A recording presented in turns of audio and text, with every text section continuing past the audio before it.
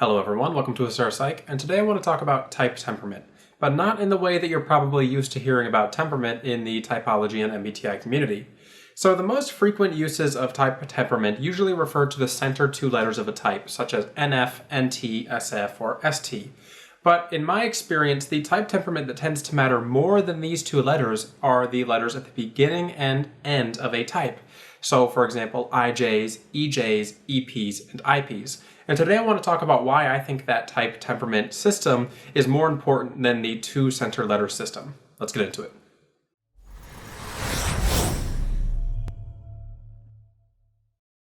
So the center two letters of a type will tell you the general values that a type is likely going to have.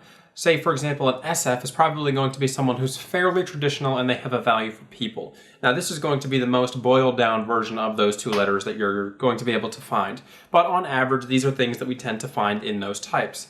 But what this doesn't tell you is how dramatically different the cognitive functions are between, say, an SFJ and an SFP, who have entirely different cognitive functions. Now, when you look at the type temperaments of the beginning and end letter of a type, say, for example, an EJ and an EP, you're able to see that across all EPs, they have the same type of dominant function. Say, for example, EPs have an extroverted perceiving dominant function and EJs have an extroverted judging dominant function. What this means in terms of temperament is that these types are likely going to communicate and act in relatively similar ways, even though they have different versions of the kind of function that they have. For example, extroverted perceiving being extroverted intuition and extroverted sensing. This causes these types to have a more general similarity than people will often think than maybe even the other type that is their other temperament brother. So, for example, an EP, ENFP, and ESFP might have more in common in terms of behavior than, say, an ENFP and an ENFJ.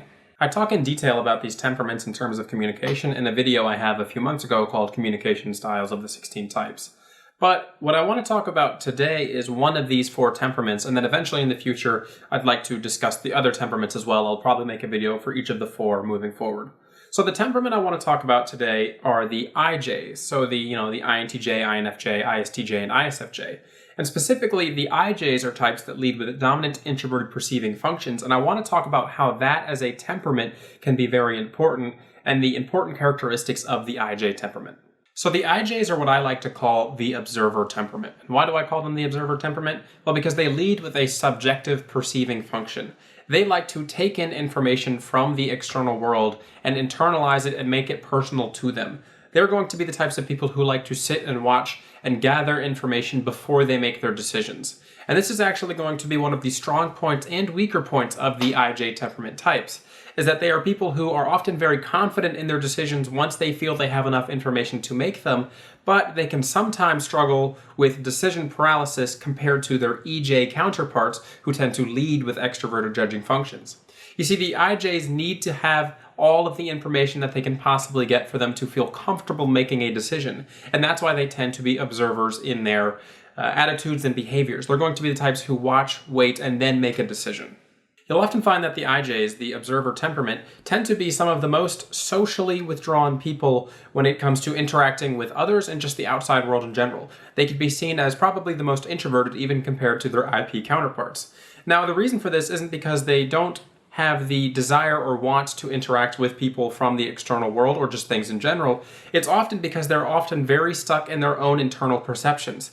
They treat the world as something that is being filtered into their subjective lens that they are then viewing inside of their own mind. They don't see the world as something that it is directly. They see it almost like a little movie in their head that they have to live through. They experience life through this little internal movie-like lens. And this is important because the IJs aren't going to be the types who are going to be outwardly engaging with the world or people in general very often, because they are going to be so withdrawn into their internal world. In terms of behavior, IJs are often noted as being very relaxed when it comes to communications and being agreeable or disagreeable.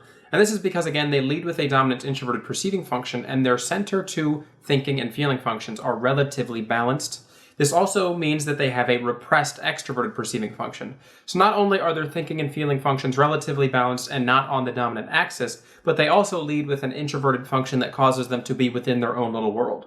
This means that they're not going to often be pushy on other people when it comes to things unless it's related to that dominant introverted perceiving function and its perception. So, for example, the INTJ or the ISFJ might get pushy on something when they have a perception that they're trying to bring to fruition. They're trying to make something that they want come to life, and they might even push with their extroverted judging function. But you're often going to find that this doesn't come from a place of emotional struggle for them or even logical struggle, because they're more so concerned with the perception than they are with the judging functions related to the perceptions. This attachment to their dominant introverted perceiving function can often lead the IJs to be exceptionally stubborn when it comes to pursuing the things that they want to pursue in life.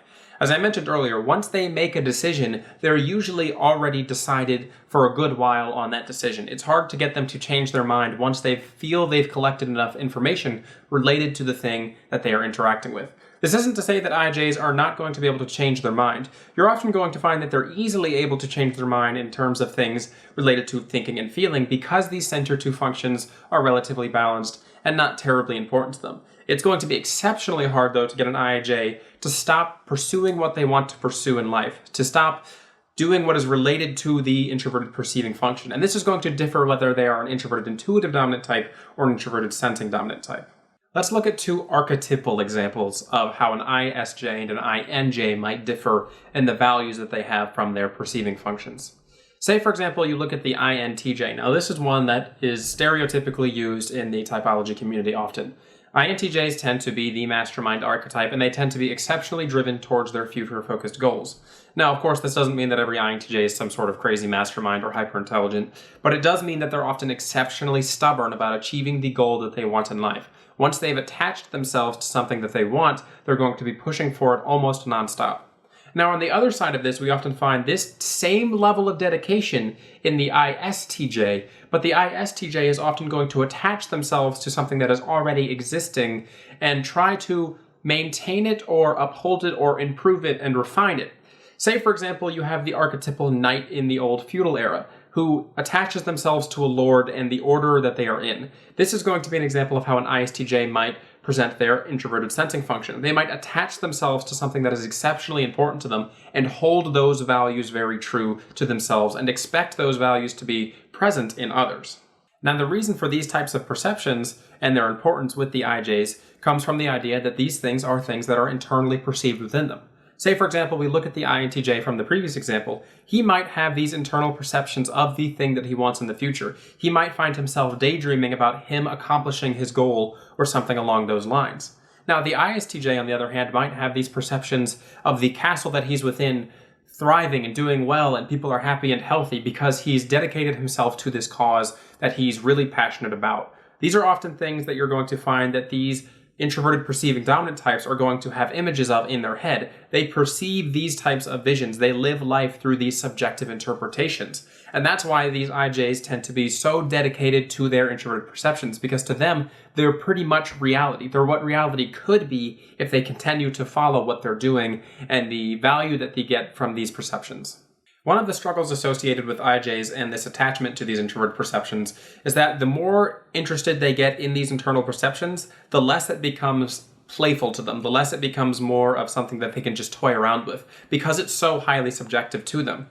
Now, you can often see that this leads IJs to have not very much playful energy when interacting with others, especially when related to the introverted perception that's important to them. If you look at the EPs, for example, who lead with extroverted perceiving, you can often see that they often tend to be very playful, energetic, and interactive when it comes to things in their life, and they can treat perceptions as a toy almost.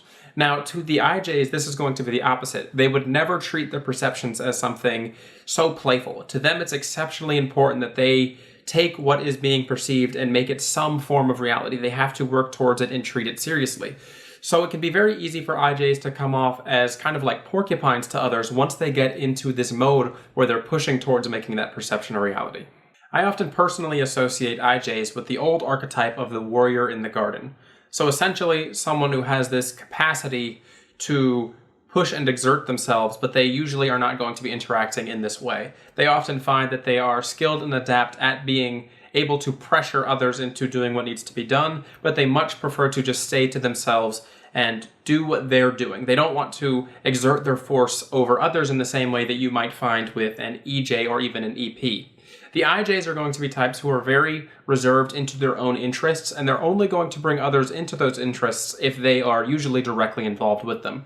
Now, you're going to find that the IFJs are going to be more socially interactable when it comes to these types of things. They're going to have others in their goals and in their perceptions, which is going to cause more people to be associated with them. The ITJs, on the other hand, tend to be very private about the things that are important to them and their goals, and they tend to pursue these goals in a very solitary type of way.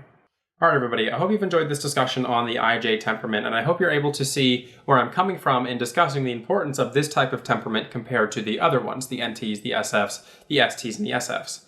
In my opinion, this temperament is actually more important when you're discussing how a type is going to behave and interact with the outside world. And I'd like to go over the other 3 temperaments in the coming weeks. So if you enjoyed this video and you'd like to see those videos as well, please let me know down in the comment section below.